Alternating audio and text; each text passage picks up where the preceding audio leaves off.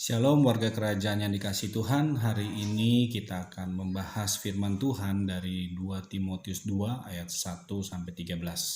Satu perikop yang menjelaskan Paulus mengajak muridnya Timotius untuk bertumbuh dalam penderitaan di dalam Kristus. Tapi jangan sampai salah fokus. Kita tidak fokus pada penderitaannya, tapi justru kita fokus pada pertumbuhannya. Maka khotbah ini saya beri judul bertumbuh dalam penderitaan. Nah, penderitaan itu hanyalah salah satu media yang Tuhan pakai untuk untuk menaikkan pertumbuhan rohani kita. Kita bisa lihat di ayat 1.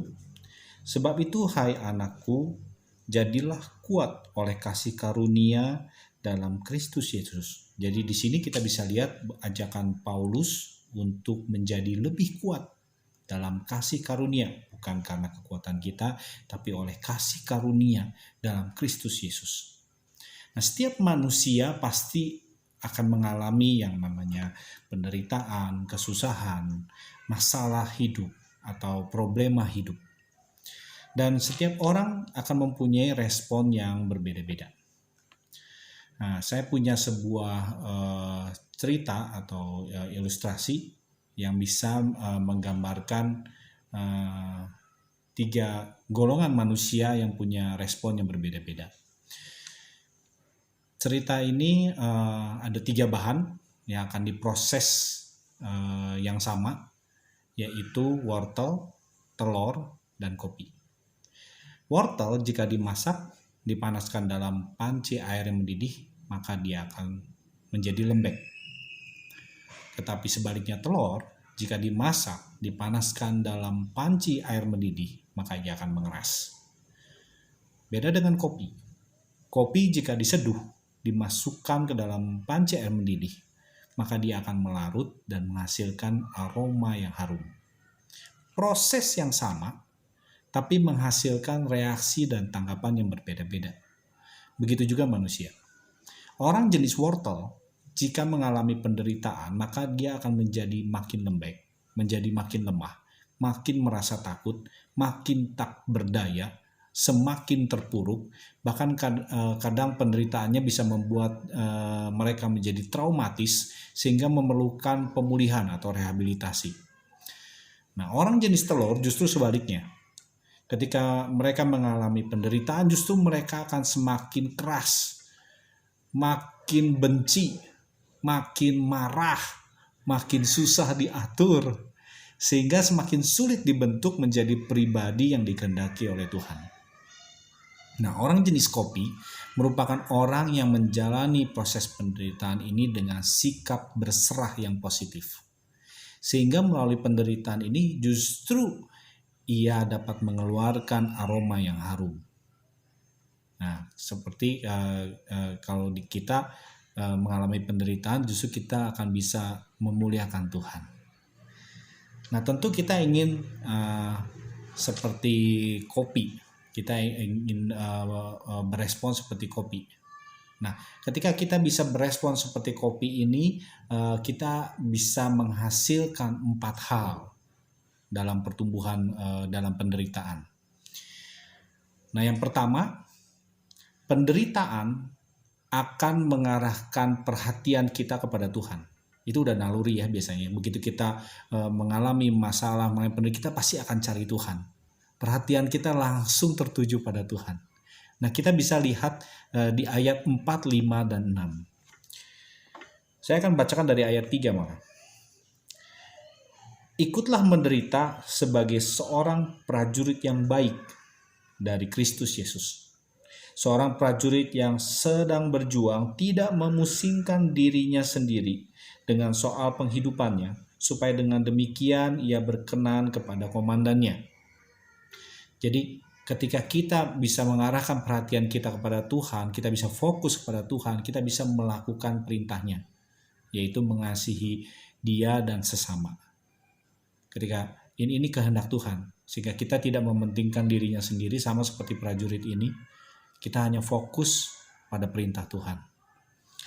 Dan yang ayat 5, seperti seorang olahragawan hanya dapat memperoleh mahkota sebagai juara. Kita akan mendapatkan mahkota apabila ia bertanding menurut peraturan-peraturan olahraga. Jadi kita juga sama. Ketika kita mengalami penderitaan, ketika kita fokus sama Tuhan, maka kita bisa menghasilkan mahkota apabila kita mengikuti aturan-aturannya Tuhan. Juga di ayat 6, seorang petani yang bekerja keras haruslah yang pertama menikmati hasil usahanya. Di sini artinya bertekun dalam penderitaan, maka kita juga akan menikmati hasilnya. Hasilnya apa sih?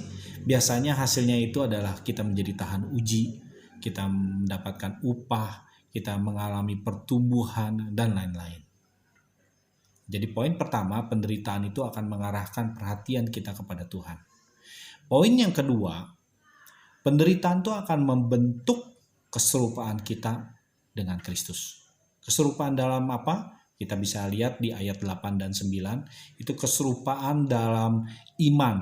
Ketika percaya kepada jaminan kemenangan, bahwa Yesus telah bangkit, dan keserupaan dalam panggilan Kristus untuk memberitakan kabar baik. Ayat 8 saya akan bacakan.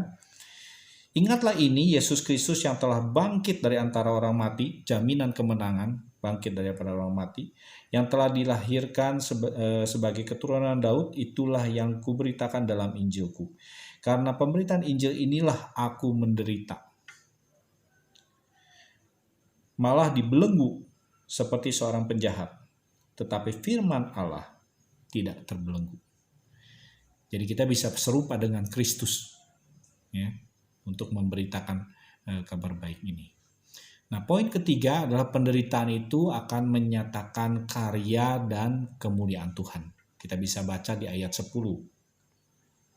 Karena itu aku sabar menanggung semuanya itu bagi orang-orang pilihan Allah, supaya mereka juga mendapat keselamatan dalam Kristus Yesus dengan kemuliaan yang kekal. Jadi kita akan bisa melihat karya Tuhan dan kemuliaan Tuhan ketika kita bertekun dalam penderitaan. Yang poin terakhir, poin keempat, penderitaan ini akan dapat meneguhkan orang lain dengan penghiburan dari Tuhan. Kita bisa baca di ayat 11-13. Benarlah perkataan ini. Jika kita mati dengan Dia, kita pun akan hidup dengan Dia.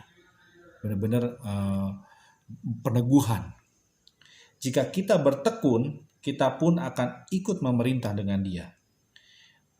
Dan jika kita menyangkal Dia, Dia pun akan menyangkal kita. Jika kita tidak setia, Dia tetap setia. Karena Dia tidak dapat menyangkal dirinya. Sungguh sebuah peneguhan dan penghiburan. Nah, jadi penderitaan Kristen bagi umat Kristen itu berbeda dengan orang yang tidak percaya. Penderitaan bagi kita orang Kristen itu benar-benar membawa keuntungan yang tidak ternilai bagi kehidupan kita. Jadi ketika kita mengalami penderitaan, janganlah menganggap hal ini hal yang negatif, kita mengalami apes atau tidak. Justru kita harus bersikap positif agar kita bisa mengalami 4 poin tadi. Penderitaan bisa mengarahkan perhatian kita kepada Tuhan, bisa membentuk keserupaan kita dengan Kristus, bisa menyatakan karya dan kemuliaan Tuhan, dan bisa meneguhkan orang lain dengan penghiburan dari Tuhan. Sekian pembahasan firman Tuhan, semoga diberkati. Amin.